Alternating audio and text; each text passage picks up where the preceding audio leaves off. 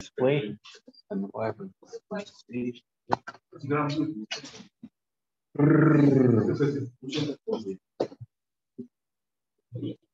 Oh, yeah. Okay.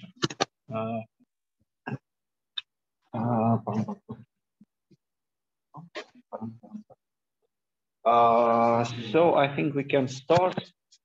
The recording is on.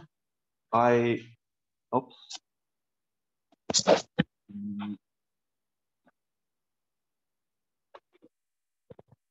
Okay.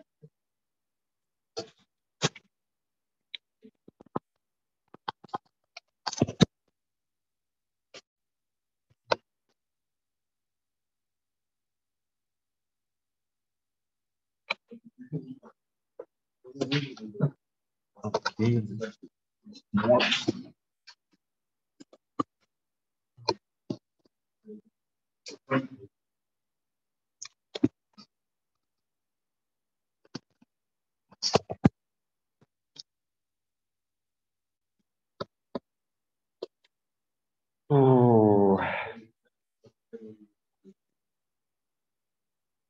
Okay, it works again. So the main idea is not to touch if it works. Okay, I'm happy to see everyone. The recording is on. We can continue. Yeah. So we have a lot of problems with this course. The first problem, I will start with problems. Problems with this course. So we have a lot of problems. The first problem is that you are tired of studying. That's the biggest problem.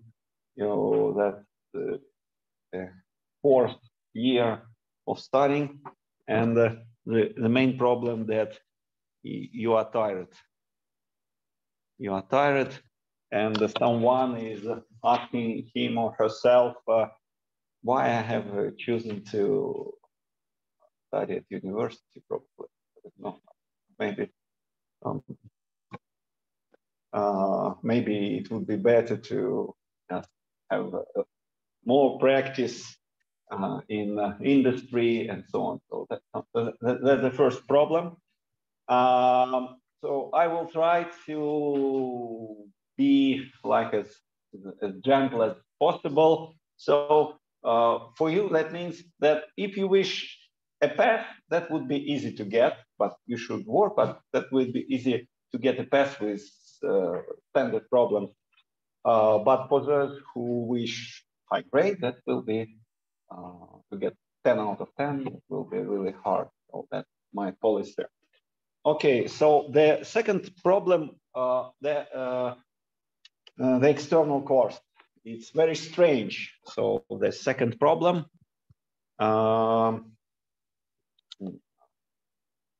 I'm not completely free to choose topics. So something I can choose something that I think is interesting for you, interesting in industry, but the external course is very strange. Strange external course. Strange external course. What do I mean strange? Strange. For example, the software that is supposed to be used is SPSS. I'm scared. So I'm teaching this course the second year. And once again, I'm scared. I will not teach you how to work in SPSS. I think that's very strange. All the decision. So that's a closed source software. So we will look at printouts from SPSS. So you will be able to solve exams, but we will not use it. So that's very strange decision. So first strange aspect of external course, that's SPSS. I don't know how many question marks I should write. And the second strange property of external course, that you have exam that is more or less standard. You have problems, you need to solve them, to find something, to calculate. That's more or less standard. And you have a coursework. And the coursework is very strange because we are used to solve something when you have information. So, for example, you have that or this data set to analyze, and you do some regression, some random forest, you do some forecasting, and then you obtain some results. And in this coursework, you have no data set given. And you should just describe what I will do, which method I will use, how I will obtain information. And it's like you are not really calculating something, but you are just telling what you will do. So coursework without information. So you have no data set, so that's just a description. And for me, that very strange idea. I understand how to help you on the exam. We will try to solve the problems more or less similar to the external exam, but I don't know really what is the perfect coursework. So because the feedback from London University is rather, let's say, limited. So we have two strange aspects. So these are the problems of the course, okay? So first you are a little bit tired, so that's course year. Oh, statistics, we know everything, why we're here. Okay, so I will try to teach some practical aspects and to prepare you for the external exam. So I have two goals. So I personally have two goals: to tell you something new and to prepare you for the external exam. Okay? Yeah.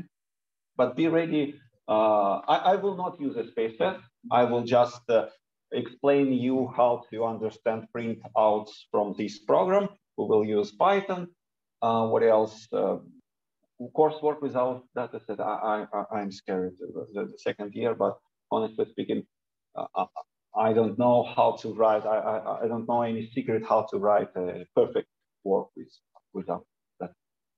So okay. So let's continue. Okay, yeah. So we have finished with the problems, but we will try our best to do. We have hedgehogs, yeah. We will try to do our best. Okay, so mainly students are interested in the grading system. So we have a page.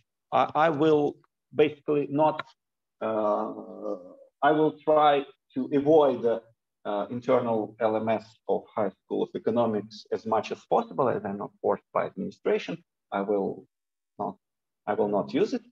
So everything is will be posted on wiki computer science hse.ru. So you have a page there, and and we have the grading system. Grading system is the following.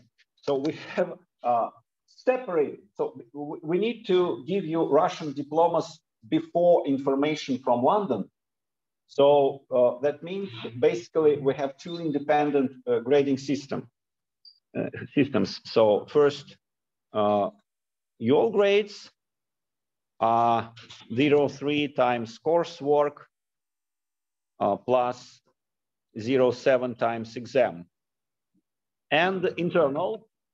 And this year, administration has imposed a restriction that I should have a full grade and final grade. So I have two internal grades. I don't know why I need this, all these grades. Internal, so that's full grade. Full grade. It's 0, 4 times home assignments. You will have 2 home assignments plus 0.6 times fall exam. And the final grade that will be 0.5 times fall grade, 0.5 times fall grade plus what? Plus the weights. The weights should be always 0.6, 0.7. So it will be 0.3 times home assignment plus 0.3 times final exam. So that's all. Final exam. Okay. Yeah. No. 0.2. So we need the same 0.2. Yeah. It will be, if I multiply 0.5 by 0.4, everything is weighted by the same weight. Okay. Boom. And I think we can start. So finally, if you have any questions about organization, so you can ask them. Yeah. So lectures will be recorded because we have some students on distant learning. So they will be broadcasted and recorded. So you can sleep, go to the cinema. So that's okay. Yeah.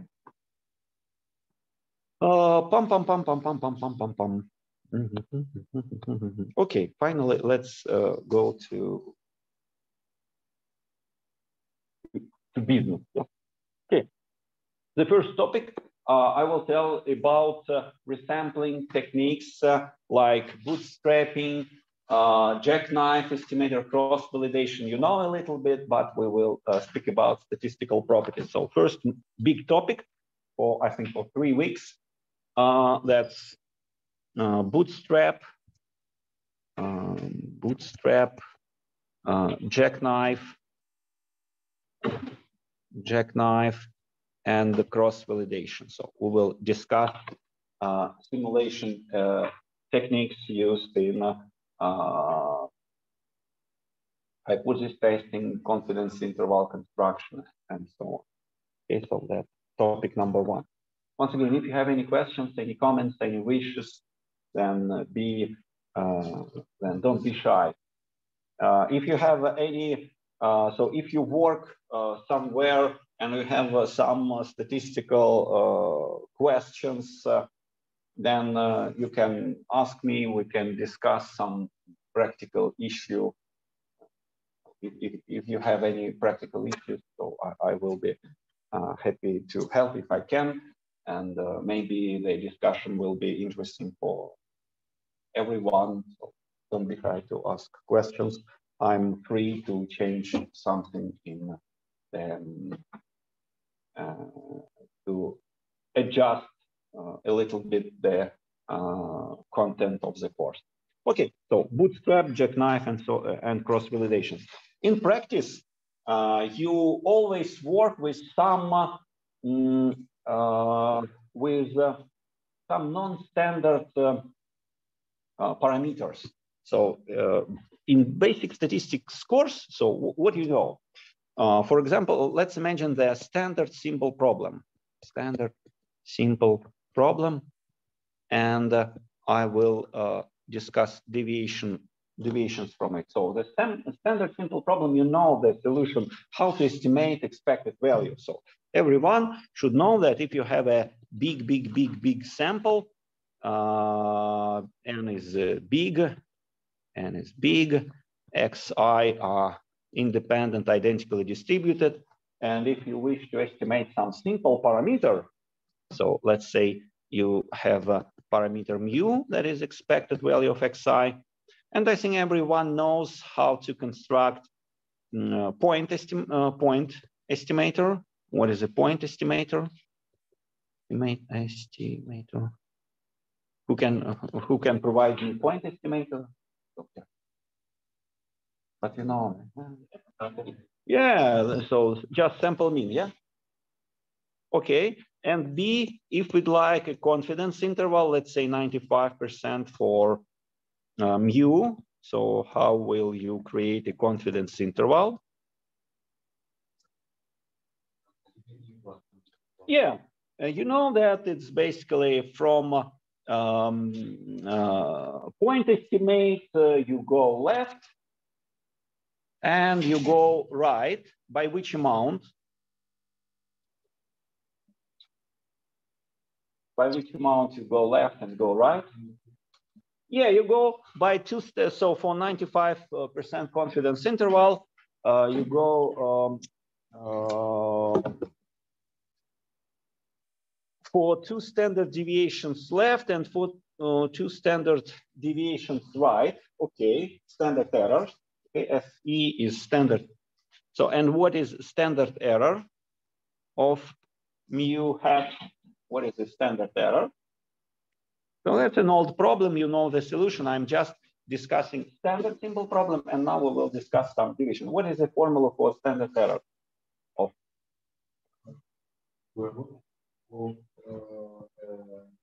Yeah, I agree that the standard error of X bar, so that's a square root of estimator. So you are almost right, not of the true variance, but because true variance is unknown, but of variance. So that's a square root of 1 over n variance hat of xi.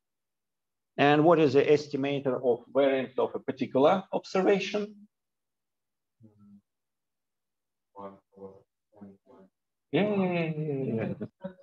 Yeah, sample variance. So you get this big formula, sum of xi minus x bar squared n minus 1. Okay. Yeah. Any questions? So that's all the topic. So this is the old topic. You should know this. Yeah. I'm not telling. I'm telling nothing new.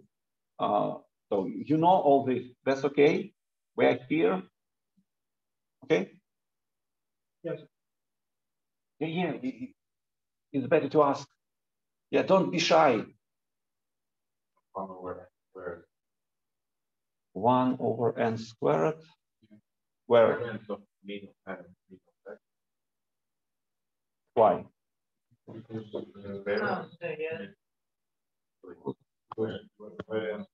Variance of x bar is variance of x1 plus blah blah blah blah blah blah blah plus xn divided by n. You are right in the sense that we move this n outside variance with squared, but you forgot. You are right that n. Yeah. You remember right that. Sorry. Yeah, you have another n. Yeah. So you are right about the properties of the variance, but I'm right about the formula. Yeah, you will get 1n over squared, but you have n times variance of x1, and finally the formula is okay. Yeah, but you're right that okay. Yeah, you move n with squared, but we have a variance of a sum, so everything is okay. So don't be shy, because sometimes I can. I try to avoid errors, but sometimes I'm not very attentive, and so that's okay to be skeptic about what I'm saying. That's perfectly normal. Don't be shy. I like critics because that permits to. I may be a little bit less stressed, because when you are skeptic, so I know that, oh, I'm on the safe side because you will notice my errors, and if you are ready to criticize, then I'm less stressed, because I know that no errors will be left in the notes. Okay, so let's continue. And now, what about very complex parameters? Because in real life, you estimate in many cases ratio. So the expected value of a purchase in retail business, or the expected value of one ride in a taxi service like Yandex or Uber. So in many real life situations, you do not estimate mu, which is very simple. You know a lot of theory about estimation of mu. But so imagine that you estimate something like median, just median of x, or you estimate something like mu divided by sigma, or you estimate Sharpe ratio, or you estimate any ratio. Any ratio is already complex. Okay, and so in the real life, the problem, so you estimate some parameter that is very complex. So it's like median or like a ratio. The typical situation is a ratio. Ratio are very typical in real life estimation. And in this case, the problem is that you can easily construct point estimator, but you have problems with confidence intervals. So how would you estimate, for example, B, who can provide me point estimator? Point estimator is easy. Point estimator is easy. That's not a problem. Point estimator who can estimate B hat. If you need to estimate these parameters, mu. Yeah, basically. If you have, the basic idea is mu hat over sigma hat, and mu hat is x bar, and sigma hat is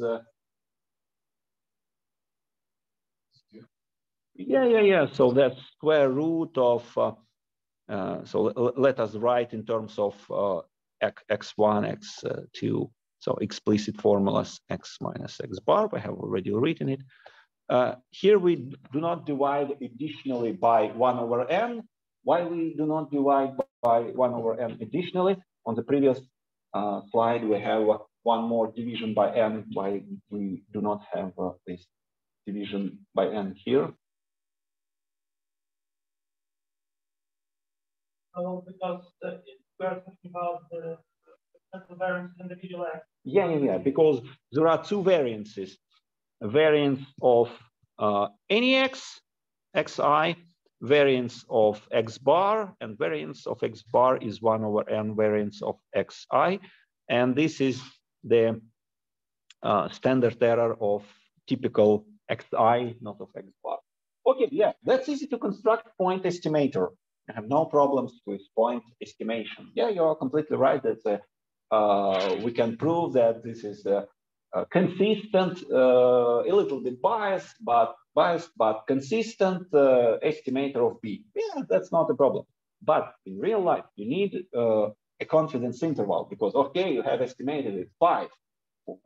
It is from 4 to 6 or from 4.99 to 5.01. So the problem here is how to construct confidence interval for B. That's the problem. So point estimator is easy, but interval estimation is hard because interval estimation is hard because we do not have a theory about ratios, because obviously in any real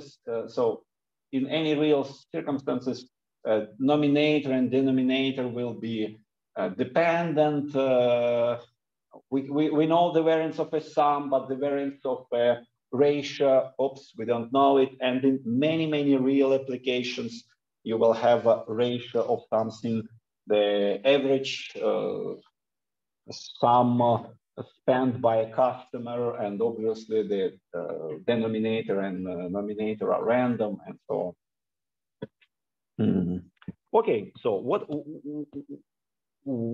what is the solution? The first solution. So first solution is very easy.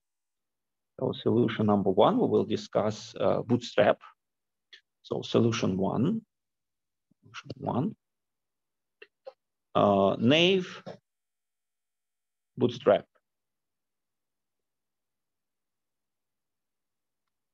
So bootstrap is not a single method, but it's a family of methods.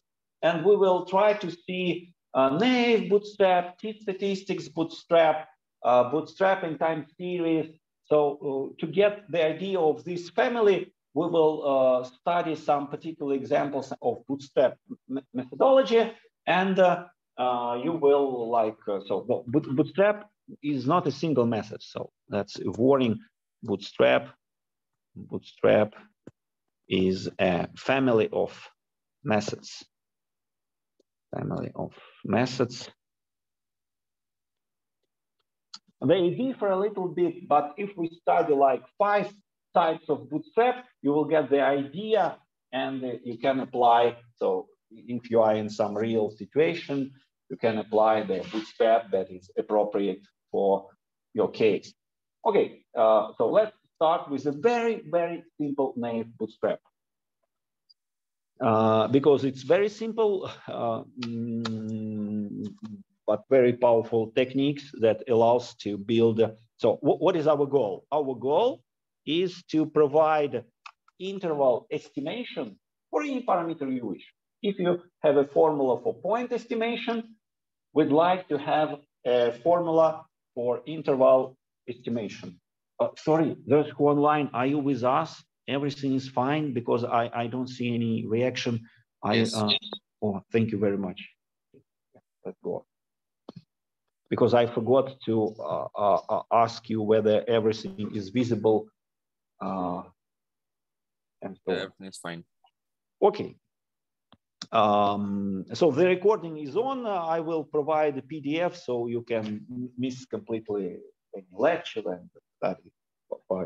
And I will provide links to interesting materials. I think it's a little bit a waste of time to create my own materials slides on Bootstrap, because you have a very, very funny and engaging story by Tim Hesterberg, who works in Google and who tells these methods. So we have a lot of sources on Bootstrap. Okay, the naive Bootstrap is very simple. We have original sample.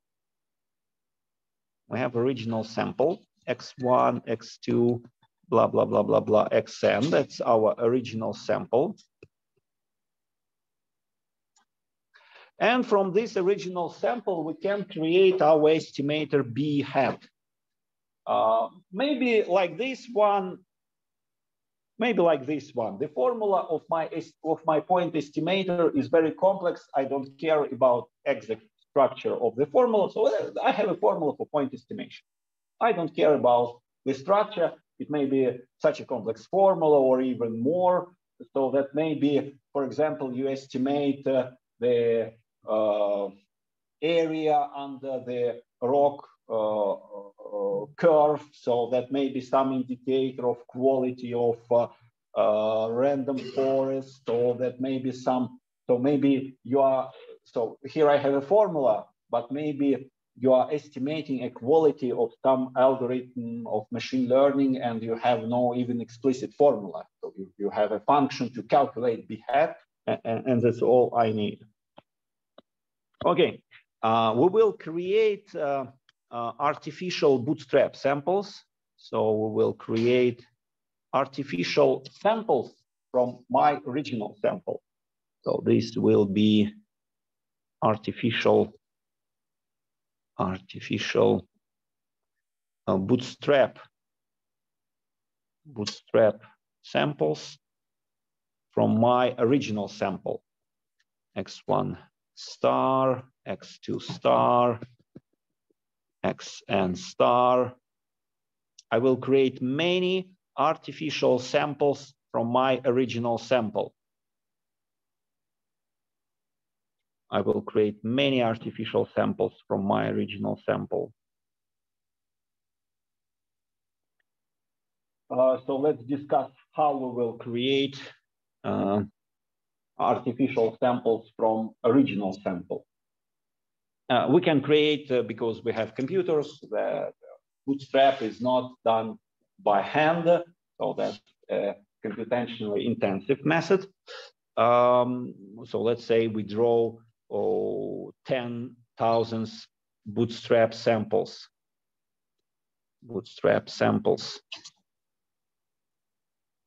So now how we create these artificial bootstrap samples from original sample.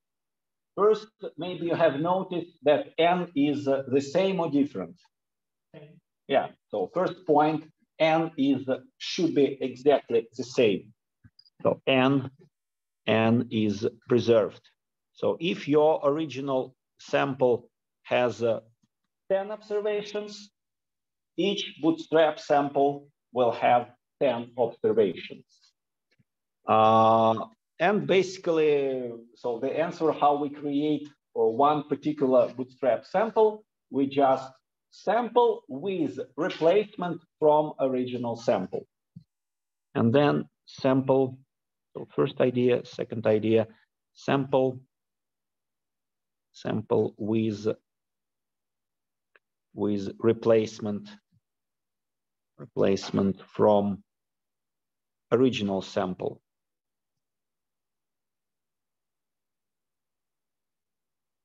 Okay, the idea is clear.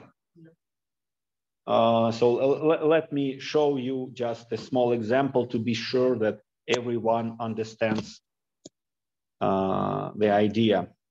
So let's imagine that my original sample contains x1 equal to 2, x2 equal to 0.5, x3 equal to 7, x4 equal to -1. Let's imagine that's my original sample. And I create bootstrap sample, let's say number 1. I take these values with replacement with equal probabilities. So I just throw a coin, oh, pick x3. Okay, x1 star is 7. I throw a coin once again. It has 4 sides, my coin. Okay, so now x2 is, let's say, -1. So I choose from these values with equal probabilities with replacement. So what does it mean with replacement? So what does it mean with replacement? We can take we can take the same value twice. Yeah, we can, or even thrice. So we can take the same value 4 times. That's not a problem. If this happens by chance, that's okay. So it's once again 7 and x4, let's say, for example, 2. Yeah. Then we calculate bootstrap sample number 2, x1 star. Star means not the original sample, but bootstrap sample. So let's say -1, x2. Or if we are unlucky, maybe this is the same value is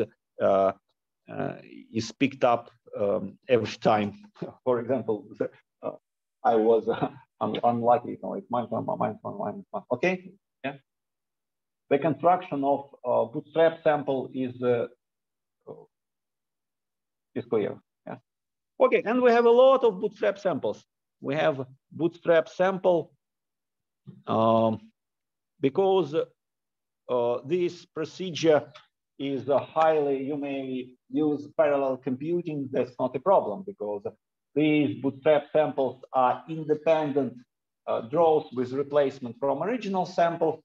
It's very well maybe parallelized so you can use all cores of computer, and that's not a problem. So that's boot sample number, let's say 10,000. Okay, and because we have a formula for point estimator, we can calculate point estimator our b hat star. Yeah. So what does it mean, b hat? B hat is the estimator of b. B hat star is an estimator of b calculated based on bootstrap sample. Okay. Yeah. Okay. So how many these bootstrap point estimates I will get? Yeah, 10,000. Okay, so I will get a lot of these estimators. So a lot of, let's say, point bootstrap estimates. And then everything is easy. I put them on a line. I put all these estimators on a line.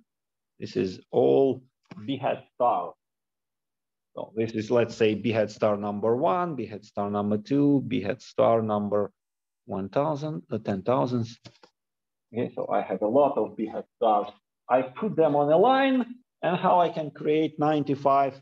Let's say I'm interested in 95 confidence interval, 95% bootstrap, naive bootstrap. There are many versions of bootstrap. That's naive bootstrap confidence interval. Who can tell me the idea? It's very naive and it works. We will not prove many theorems in this course, but the naive idea, so you have a lot of beta hat star. How would you find an interval? So what's the simplest naive idea? It works. It can be proven that the naive simplest idea will work. Yeah, remove very high values of B hat star, remove very low values of B hat star. So we remove, let's say we remove 2.5% of lowest values of beta hat star, remove 5%, 2.5% of highest values of beta hat star, and then take these quantiles as answers for confidence intervals. So these two values, we just write them in a confidence interval. Yeah.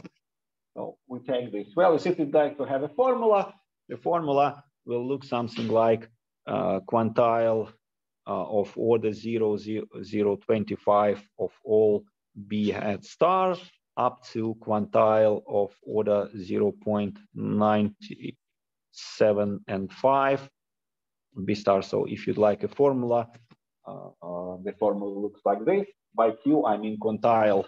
By Q, Q is a sample quantile.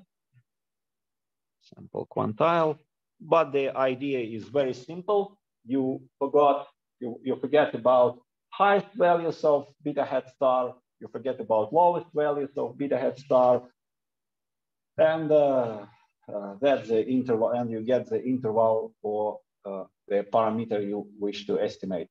That's okay? Yep. Any questions? And that's a very simple, very powerful method. The main advantage of this method, so what is the advantage? The first advantage, you can estimate any parameter you wish. You don't know the theory for standard errors.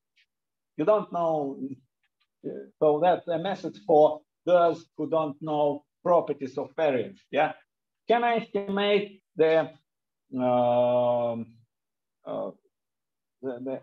can I obtain this interval estimate for mu? That's not the problem. I just do this procedure, and all I need to know is to calculate x bar, a lot of x bars, and I just emit highest and lowest values. I don't need an explicit formula for standard errors. So first advantage. So what are the advantages?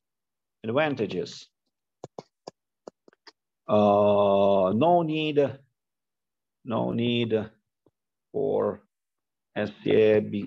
standard error of B hat formula. So that's the first advantage. Maybe you don't know it. Maybe it even is not available. Okay, the second advantage that you can estimate, so confidence interval for any beta for which we have we have a consistent estimator behead. Okay, what else? Yeah, the third advantage. It's very robust to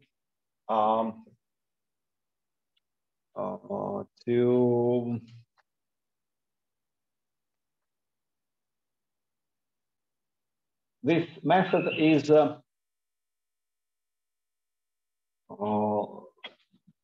robust to deviations from assumptions. So more robust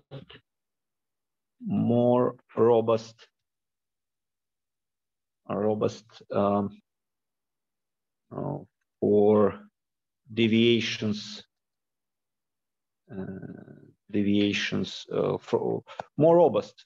So what do I mean by more robust? Imagine that your distribution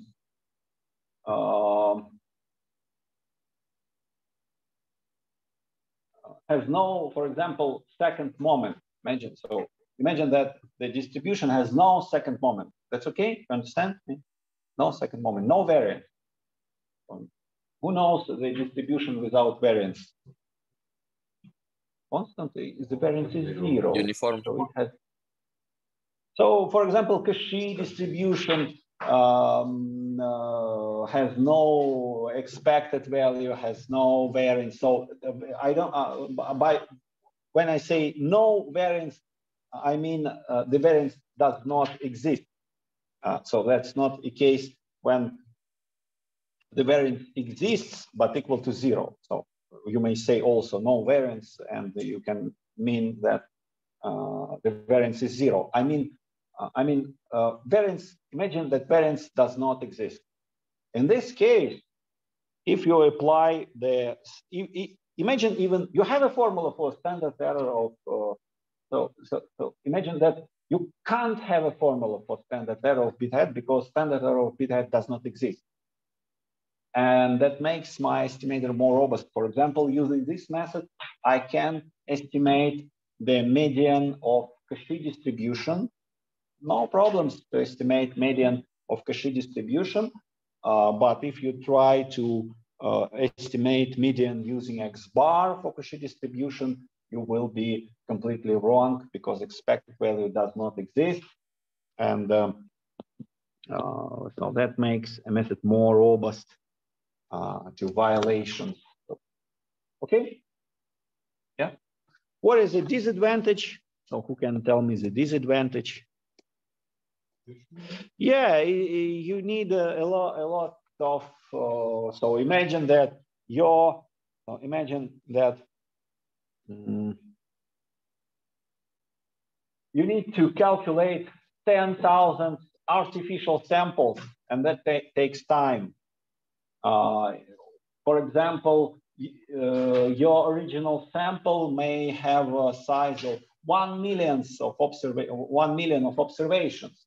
And so you need to create 10,000 artificial samples, and each sample should have 1 million observations, okay?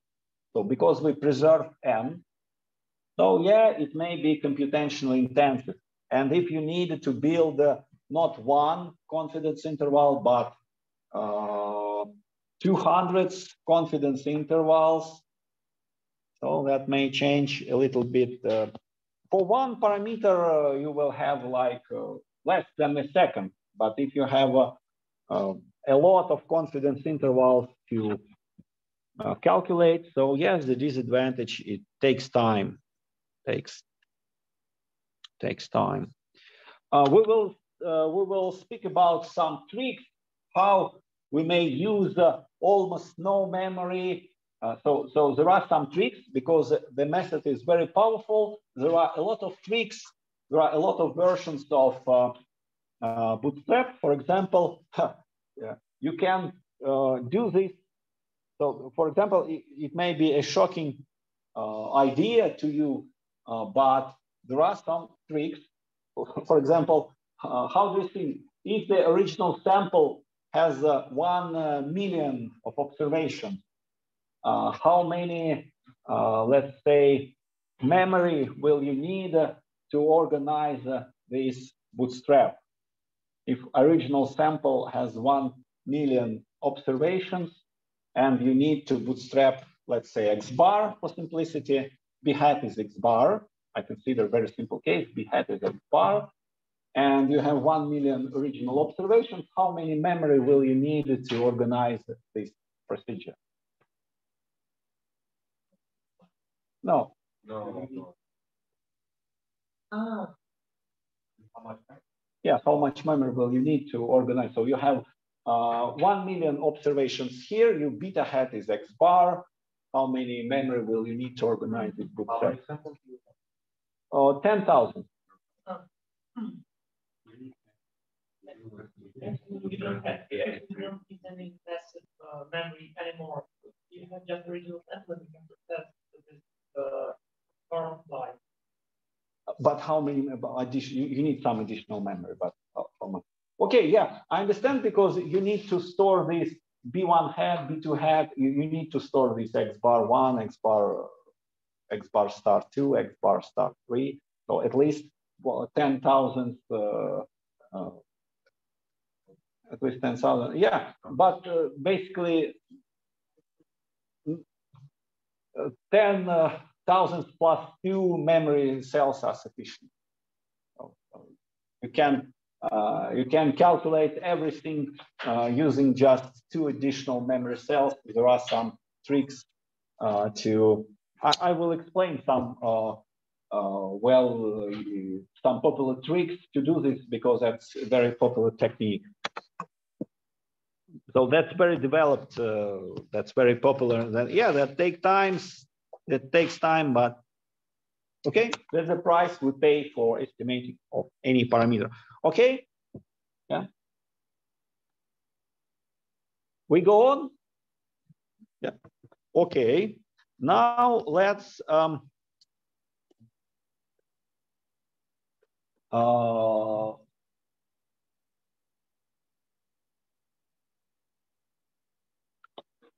let's, for example, discuss. So, for example, what we have learned. So, how we can use it. So, just 2 examples of use. So now we can calculate a confidence interval for median. For example, the question.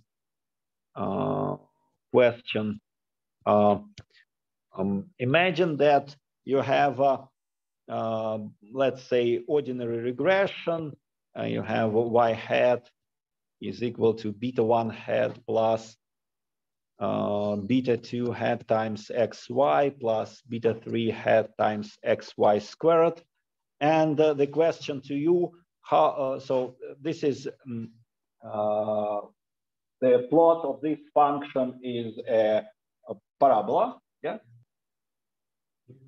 So that's a parabola. Yeah.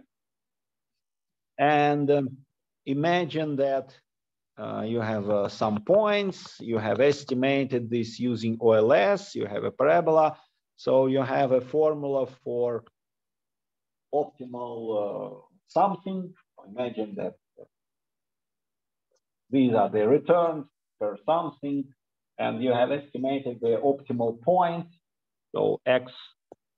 So this is the vertex of the parabola, x maximum. So who can provide me a point estimate of the maximum point? What is the point estimate of the maximum?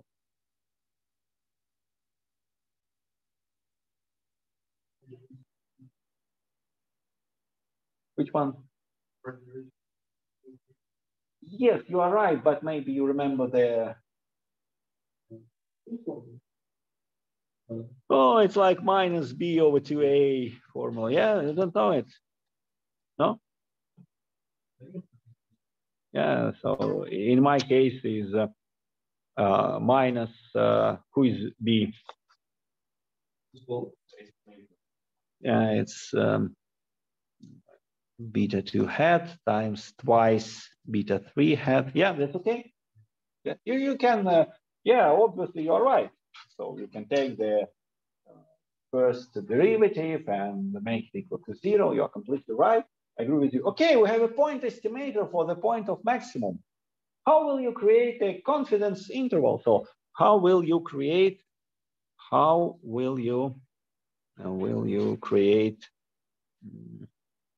95 confidence interval for xm? So explain me what you will do to obtain 95 confidence interval for xm. This is xm hat, yeah, because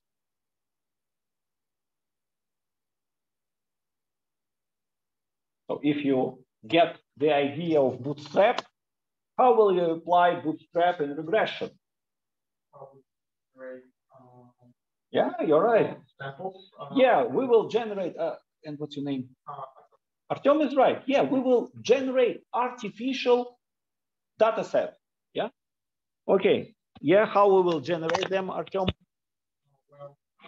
So we have, so just a moment, this is my original sample. Now it has two variables, y1, x1, y2, x2, yn, xn. Okay, so that's my original sample. Artyom, yeah. We'll take each row as one. Yeah. We will randomly select instances one by one. We replace them. So we can take, yeah, exactly. Artyom is right. In this case, it's a little bit more complicated because each observation is a pair now. But that's not a problem for Bootstrap. Bootstrap is not one single method. It's like more the idea. So yes, we will generate bootstrap sample number 1. So it will be y1 star, x1 star, yn star, xn star. Yeah, how we will generate this bootstrap sample? Yeah, but we choose the rows. Yeah.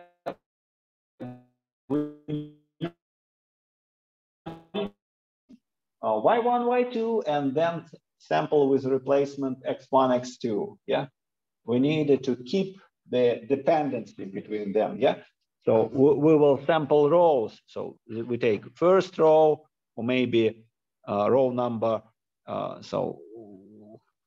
Once. So this we take twice. So we take twice that row and so on. Yeah. Okay. And then if we have a bootstrap sample number 1, we apply OLS, we obtain beta1 hat star, beta2 hat star, beta3 hat star. We estimate the point of maximum, x maximum star hat. Yeah. Yeah. Then we create bootstrap sample number 2. Yeah, we create bootstrap sample number 2. Bootstrap sample number 2. I'm a little bit lazy to draw everything. I hope you understand the idea. Then we apply OLS once again. We obtain OLS estimators. They will be different. So I will not assign a second index. So honestly speaking, from very rigorous mathematical notation, we will need index 1 for the first sample and index 2 for the second sample because they are different. Okay. Yeah. Okay. So we will have xm. So it will be xm. So let me use some other color, xm1, xm2, and so on. We will have finally some x hat. So x hat m star number. Oops.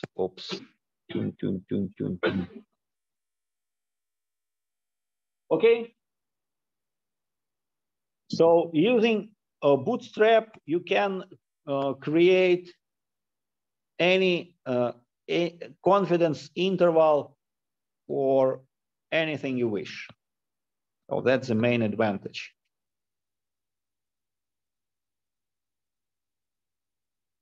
Okay, the idea of naive bootstrap is clear. Yeah.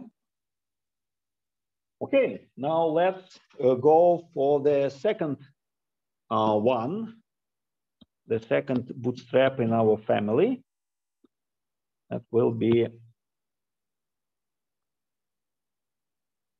bootstrap of the t-statistic. T-statistic bootstrap. Bootstrap.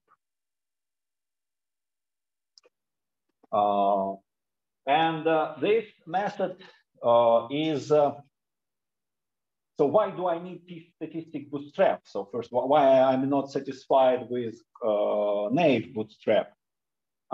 Because it happens that we can achieve a higher speed of convergence. So what do I mean by high speed of convergence? Let's go back a little bit. Maybe I will write one more disadvantage. So maybe that's not a disadvantage, so, but maybe it's a disadvantage, at least as a property. Second one, it's asymptotic. Asymptotic, maybe that's a disadvantage.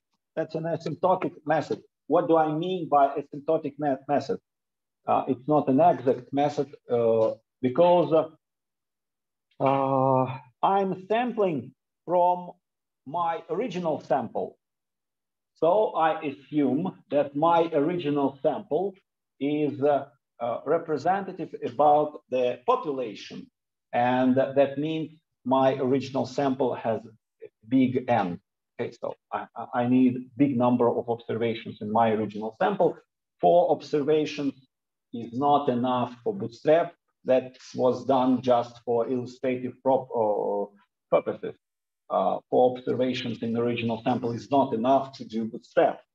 So I think, let's say 50 or 40 observations is enough for naive bootstrap, but that's the problem. N should be big. N should be big. N should go to infinity from a strict mathematical viewpoint to obtain correct coverage probability. So for example, I think, I use 95 confidence interval, but the real coverage probability may be different from 95% because N is not infinity, okay? So if I'd like to have 95 confidence interval, 95% confidence interval, N should be big. If N is small, then the real coverage probability. So if N is small, then real coverage probability,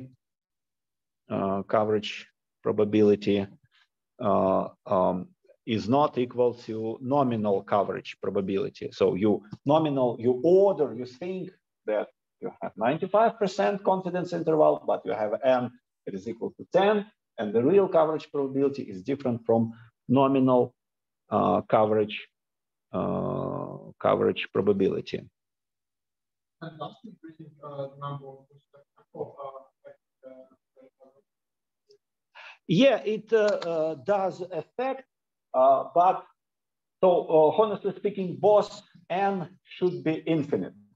You can, in your power to increase, so the price for increasing this number is very small. So I have written 10,000 here. So the price of increasing this N is very small. So from technical viewpoint, to have a real coverage probability equal to the nominal coverage probability, both N, the number of observations in the original sample, and number of bootstrap samples should be infinite. In real life, the second number, the number of bootstrap samples, 10,000 is enough. And what about N in the original sample? I think so. For naive bootstrap, that's like let's say 50 is enough. And the idea is that sometimes the sample is very small. And even if the sample is big, I'd like to have a real coverage probability to be closer to nominal coverage probability, and t-statistic bootstrap solves this problem. It has higher speed of convergence.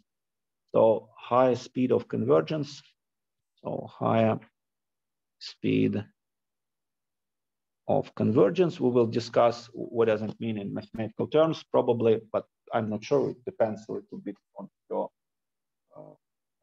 readiness to go deep into mathematical proofs. Okay, so it has higher speed of convergence than naive bootstrap. And naive bootstrap.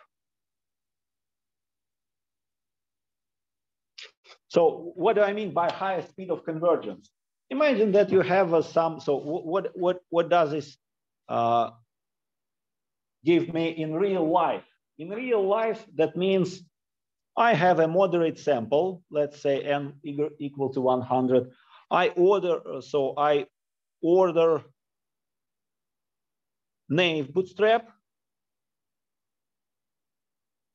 Naive bootstrap with nominal coverage probability, 95%.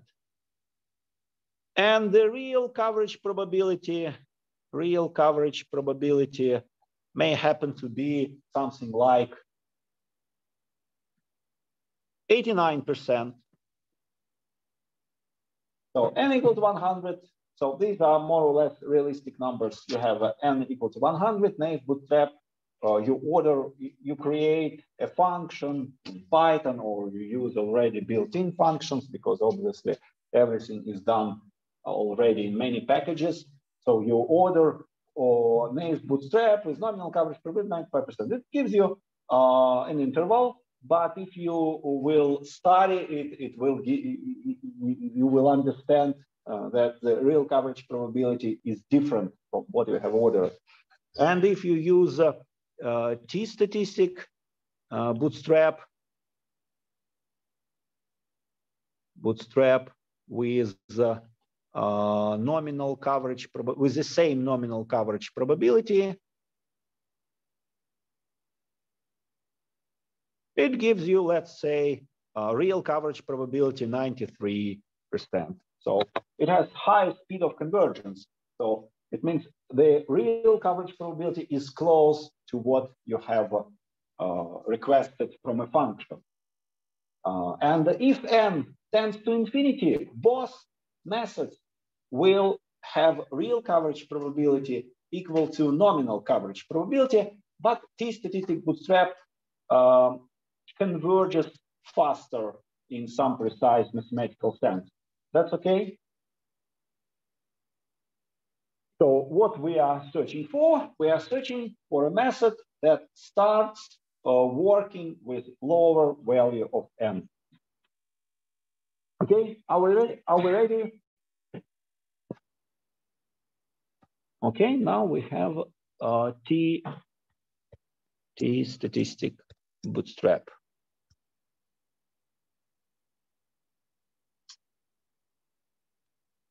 Okay, once again, let's go back to the estimation of expected value, because that's a good, simple bit to study.